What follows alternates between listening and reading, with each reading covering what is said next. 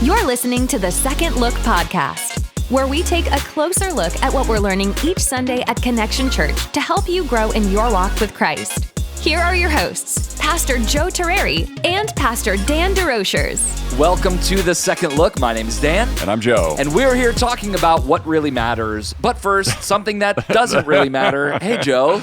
Good morning, Dan. Another year, another non-invitation to speak at the women's conference. Another slap in the face by the leadership in this church. But I'm over it. You are the leadership in this church. Oh, that's right. I am. Well, So you've been, clearly, you spend the weekend slapping yourself in the face. Well, listen, I try not to micromanage at Connection Church, but that's going to change starting next year. So starting today, I'm going to really start coming down hard on everyone, and it's going to start with, I'm the speaker for next year's women's conference, and I imagine we'll sell out both days next year because of it. Definitely. So, Joe, I mean, just spitballing. We make a lot of money out of it. What would be the 3 points of your sermon? What have you always wanted to tell women? Do I look stupid? Don't answer that. Listen, there is absolutely no chance I would ever answer that question. Point 1, you're beautiful. Point 2, you're awesome. Point 3, God has a great plan for your life. Point 4, have a great weekend. One of my favorite things my wife told me about the women's conference is that Melinda Henderson said to the women, and I quote, "Ladies, you have to come to church tomorrow. This does not count." And I thought, this is why you have guest speakers. Because if I say that, I'm a jerk. But if Melinda says that, the ladies are like, that's right. We should do that. We should. We're going to come tomorrow. So that's good. I really appreciated that. And in all seriousness, I actually went to the women's conference for about an hour. And everything I saw I was super blessed by. I saw part of Melinda's message. I saw some of our work, or I participated actually in some of our worship time, and just loved the excellence, the quality that things were done with. I heard so many good things about the panel and the stories that were shared. Yeah. And so I just was super blessed that it actually went well. So all jokes aside, I really was deeply encouraged by the leadership of the women's conference, all the volunteers, our worship team, our planning team, our food team, obviously our speaker, Carrie and Alicia did an awesome job emceeing, all the people behind the scenes like you and Tim Gruber, who had to do a lot of work with the technical aspect. It was just an awesome 3 days at Connection Church. And I didn't even do anything. That's true leadership, Joe. Well, yeah, I felt useless again. Anyway, but it was cool. It really was cool. And I love that we have opportunities like this to invite people to something special, Yes. a place where they're going to be cared for, where they're going to be welcomed. And that's every Sunday, to be honest. Yes. But something that's a little out of the norm, with some special food and beverage and a photo booth. Yes. And just like a non-threatening environment where people are going to clearly be presented with the gospel of Jesus Christ. And Dan, we had 20 ladies indicate that they wanted to follow Jesus over the 2 days. And I mean, you want to talk about wins, that is 1A. Yeah. And then to follow that up with a Sunday morning message with so just much meat and richness to it. Larry he's a pro, and he's been serving Jesus internationally for a long time. Yeah. And I'm so glad. Larry's been a personal friend for a number of years, and it was so wonderful to have him here. For me, honestly, my prayer for the Hendersons coming was that they could see what an amazing community we live in, what an incredible church we are a part of, that because we served in missions together in Assemblies of God World Missions Europe, and I wanted them to see we didn't just get out and have to land somewhere, but we actually are in the place where God has us, and it's an amazing place. And I really wanted you guys to see how wonderful they are and how just their incredible leadership, and that World Missions is in great hands. Yeah, I was deeply encouraged by both meeting Larry and Melinda. It's interesting. We don't usually use this language at Connection Church, and I think generationally this language is being lost. But when I was around Larry and Melinda, it's like these are Christian statesmen or women. States folks. But there really are people who have been following Jesus and effective in ministry for a long time. They're both in their mid-50s, and just to see God working in their life and through their life, and then having a voice speak into the life of our church that is more fatherly. I thought that was really, really good. And I said this in a couple of the services after I heard Larry speak for the first time, which for those of you who know me, it is way outside my comfort zone to invite someone to speak who I had never met personally before, being in our production meeting where we go over our service and pray for our service at 7:50 a.m. That was the first time you met him, right? Yeah, well, we talked on the phone for about 7 minutes, and then I met him there. And I was really going on your word, Dan, so your job and really livelihood was on the line. Definitely on the line. But it was, as soon as he started speaking, like the moment he started speaking, I was like, this was a good decision. And not my decision. Like, it was just awesome to bring him in. But I loved hearing his heart both for missions and lost people, which are the same thing, and then also pastorally sensitive to where, just our local context and all he knew about our local context, the research he did, even be able to talk about Pottstown, Montgomery, and Chester County. Yeah. It just in a way you're just like, oh, like Larry knows where he is. He's not just flying in, doing a couple sermons and flying out. Like, he's really wants to know. He shared with us at lunch yesterday, read through our whole church website, and he spent time with you on Saturday night. We all spent time with him together after church yesterday. So, I just really think it's important for us in the life of our church that we need outside voices speaking into us and challenging us in this way. And one interesting thing Cheryl said to me is the themes between what Melinda said at the women's conference and what Larry said on Sunday morning, there were some overlapping themes there in regards to an outward focused life and reaching lost people. And just, that is something I feel like God has been really pressing on my heart for the next season of our church. And I've been in a few different environments recently where I feel like the Lord is just really challenging me, like, what are we going to be about going forward? Because in the whole world of evangelicalism, we can just say, hey, our church is over 1,000 people. 75% of AG churches in our state are below 200 people, and I think 80% of churches in America are below 200 people. And so we could just pat each other on the back and be like, "We did it. This is success. We're in the top 10% of all churches in the world. Isn't that great?" And it's like, no, that's called complacency and pride and arrogance, and it's absolutely contrary to what we need to be thinking about, which is not, look how far we've come, which we can celebrate all that God has done. Like, we have come a long way from the beginning of our church 19 years ago. But as I'm listening to Larry speak and some of the things Melinda said and some other things, I feel like the Lord has just been pressing on me. Like, as a church community, and I would just say this to everyone listening, we need to really say, it's never going to be time to just kind of sit back and coast and say, we did it. Like, there is no sense in the Christian life where we've arrived, and there's always one more person to reach. And it doesn't mean we can't enjoy the journey. And it doesn't mean we can't celebrate God's goodness today. And it doesn't mean it's always about grow, and the next hill to take. But here's what it is about. It's about the fact that Jesus said, the harvest is plentiful, the laborers are few. Meaning, there is so much harvest for our church and for every church, and there's not enough workers. There's a worker shortage. Jesus knew this. And we talked about that yesterday over lunch, right? Yeah. Like, in missions, there's not a lot of people who want to go into missions. There's not a lot of people who want to go into church ministry and give their lives to vocational ministry. Those numbers are all dwindling. And so Jesus was right. The harvest remains plentiful and the workers remain few. And so at Connection Church, I really want us to be a church that's caring for people that we have, of course, and loving one another. That's important for sure, but it's not the only important thing. Being an outward focused church that is trying to make room for one more. That's what we need to be about, Dan.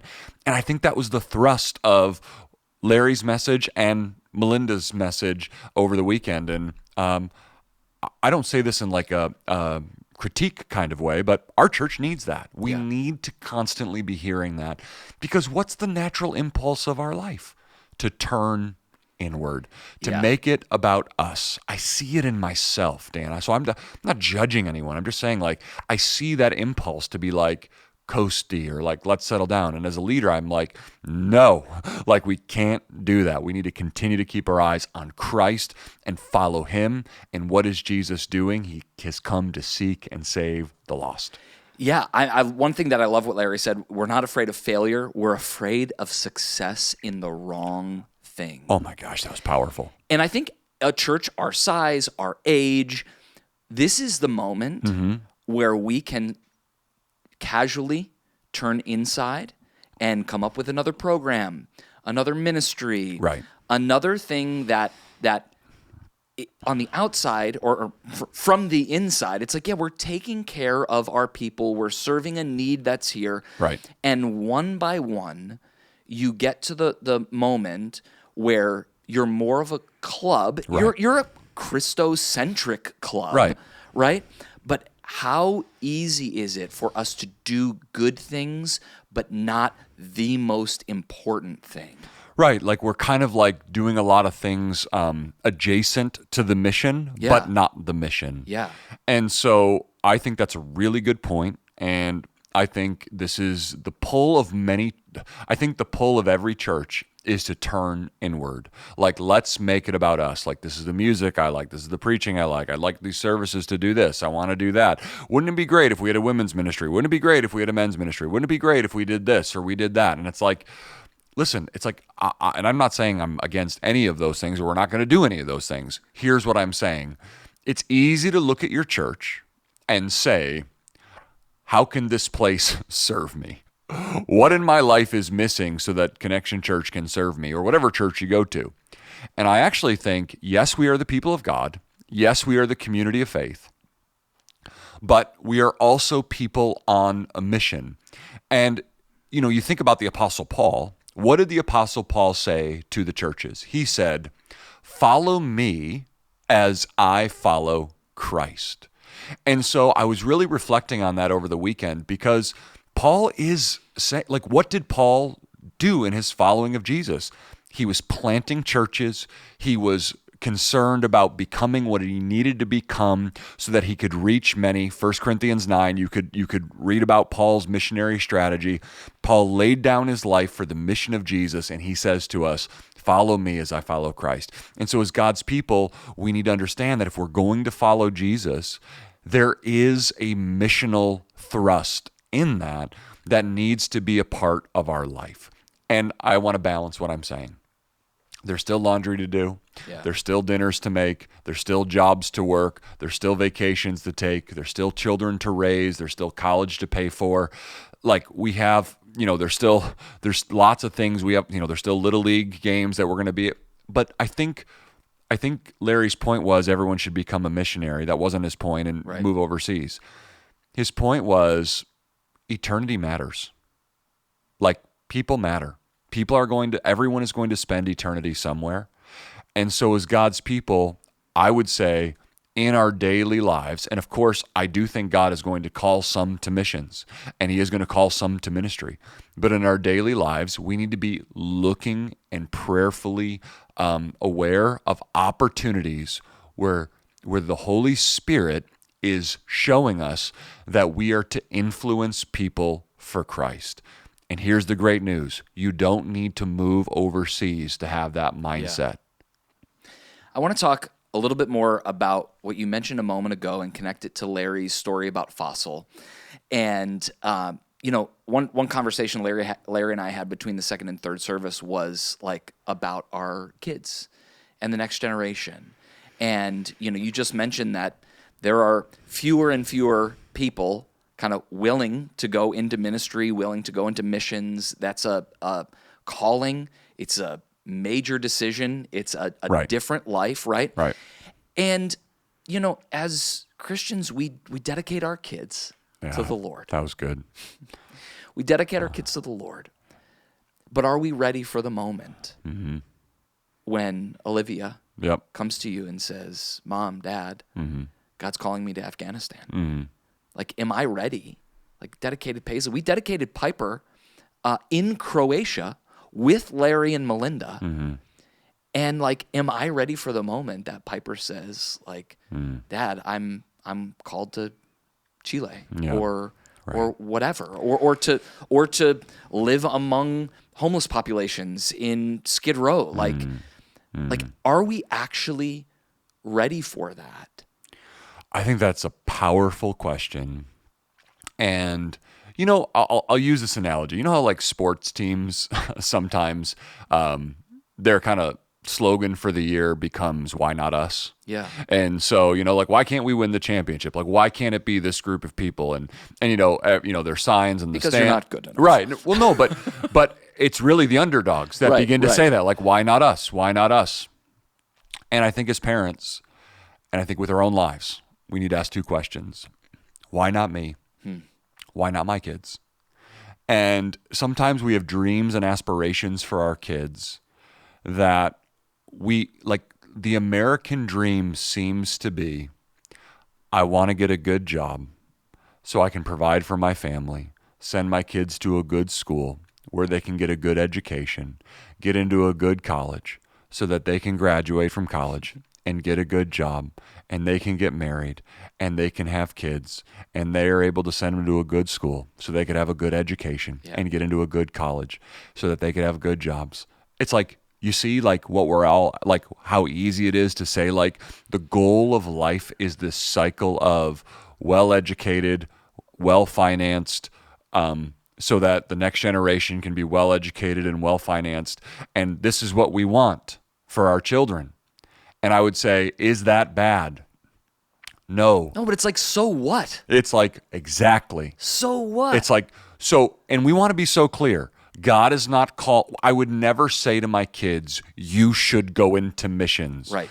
But what I do want to say to my kids is we need to stay open to the Lord. I mean, I said to Cheryl when I got home yesterday, after you guys left my house, we had lunch with Larry and Melinda. I said to my wife, I said, I just want to stay open to what God has for us. Yeah. And I've never thought about being a missionary. And truthfully, I think I'd be a terrible missionary. I have one gift. I talk a lot. So missionaries have other gifts. But my point is I just don't want to get to the place in my Christian life where I'm like, well, yep, I'm the lead pastor of Connection Church, and we live here, and we have a great house, and we have so many friends.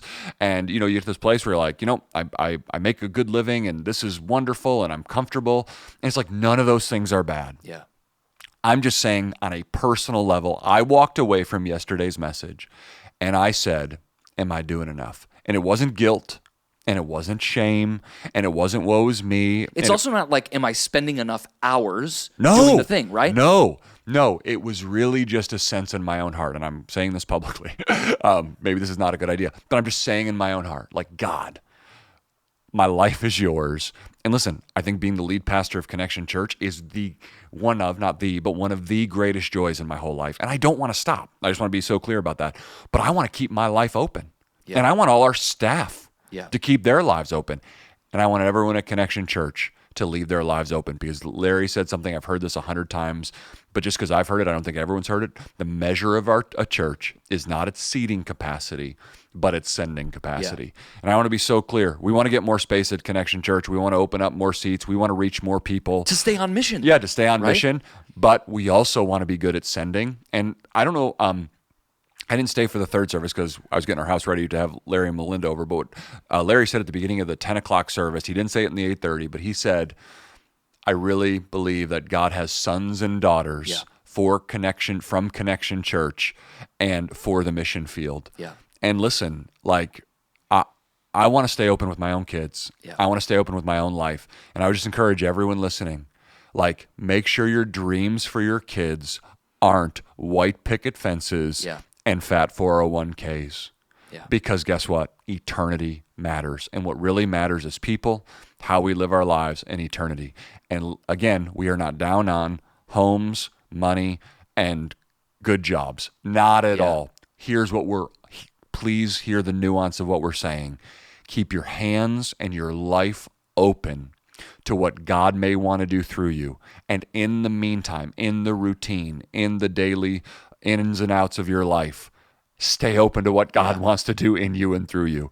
That's what we're saying. The Holy Spirit, it wants to lead all of us outward to share Christ. Yeah. And we don't have to move overseas. It's true. But we want to stay open to what God has for us. Yeah. Please, I hope that's clear, because I'm not down on anything that is good gifts from God, like work and family and vacation and wealth even. Yeah. I'm just down on that controlling our life. And when you pray that prayer, that's what I was thinking at the end of the 11:30. I'm like, oh man, and Larry had mentioned, like, when you sing the songs, like, they're like a prayer. Oh, that right? was really good. And it's like, okay, if you pray the prayer, expect that God's going to answer that prayer. Like, be careful. It could happen to you. It happened to me. I know. It could happen to you. We got to get Larry on the calendar for next year. Let's do it. All right. For the women's conference? Or is that... No, you're gonna- that's me. That's 100% me. And but Larry, we'd love to have him back, and it'd be great to hear from him again. Awesome. Well, this has been another episode of The Second Look. You can catch this sermon and much more at our website, and I would encourage you to do that. Come to connect.com. Have a great week.